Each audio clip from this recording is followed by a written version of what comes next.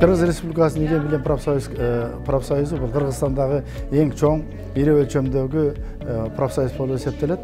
Буга бардык мектеп, бала бакчалардан баштап, жогорку атайын орто окуу жайлары, илимий мекемелердин башы биригип, Кыргыз Республикасында ошондой атайын уюм түзүлгөн. Бүгүнкү күндө биздин саныбыз 194 миң мүчөбүз бар. Анын ичинде 160 миң иштеген мугалимдерибиз, жогорку окуу жайларынын окутуучулары жалпы иш чарага кирет да. Анан бүгүн биз жыл бою жасаган иштин жыйынтыгын чыгарып атабыз. Негизи жыл бою профсоюз кандай иштерди аткардык? Өзгөчө эмгегин укугун коргоо маселеси, айлык маселелери, жер-жерлерде социалдык абалын көтөрүү бүгүнкү өзгөчө маселе турат. Мына акыркы жыл апрель айында чыккан токтомго байланыштуу биздин урматтуу президентибиздин мугалимдердин айлыгын көтөрүлүшү бул бизге өзгөчө кубанычтуу тартуулады. Мына бүгүн өзгөчө майрам менен белгилеп аткан себебибиз да ушул. Ушул айлыктар мугалимдердин көтөрүлүшүнө биздин Кыргыз Республикасынын президентинин, кабинет министрликтин мына мугалимдер баардыгы рахматын айтып атат. Мен да бүгүнкү учурдан пайдаланып ушул өзүмдүн ыраазычылыгымды билдирет элем. Кудай буйруса билим берүү системасынын келечеги кең болот.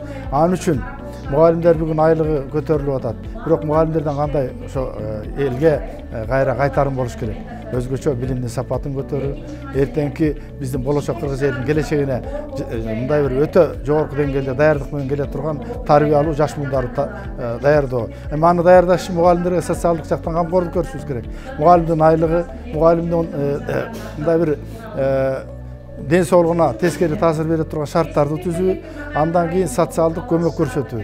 Жер-жерлерден спонсордон баштап профсоюздун өзүбүз баарын уюштуруп, ар бир мугалимге бир ушундай камкорлук көрүүгө кол коюлган. Мен ойлойм, бул бүгүнкү күндөгү негизги маселе ушул: эмгегин коргоо, укугун коргоо, социалдык шартын көтөрүү. Анан негизги бүгүнкү күндөгү мугалимдин коомдогу ордун, статусун, татыктуу ордун көмөктөш болуу. Мына ошол профсоюздун негизги милдеттери болуп эсептелет. Мен азыр докладымда айттым, быйылкы 22-жылга карата эмгекчилердин ден соолук чыңдоо фонду, бул социалдык фонд аркылуу келет бизге. Быйыл ошого 60 миллион санатордук курортторго 60 миллион сом бөлүндү. Билим берүү кызматкерлерине. Бул путевка түрүндө келет бизге. Анан 20 миллион балдардын ден соолугун чыңдоого келди да. Ошондо 80 миллион каражат келип түшүп атат. Бул абдан буюрса салыштырмалуу көп. Ал эми профсоюздардын өзүбүздүн бюджеттин эсебинен райондон баштап облус, республика, борбордук комитет ушул мугалимдердин эс алуусуна 50 миллион каражат жумшадык. Бул түшкөн взностордун көпчүлүк багыты ушу мугалимдердин ден соолугун чыңдоого. Өзгөчө мына биздин Красный Кавказга деген эс алуу жайыбыз бар. Ошол жерге жыл сайын ар бир райондон чакырып, 1000ден ашык мугалимдерди эс алдырып, толугу менен эс алуу шартын түзүп, плюс ал жерге кошумча практикалык семинарларды өткөзүп, ушундай иштерди жүргүзүп атат. Ал эми кийинки жылга мына иш план боюнча Кудай буйруса фонд оздоровлениядан ушундан кем эмес каражат бөлүнөт деп турабыз.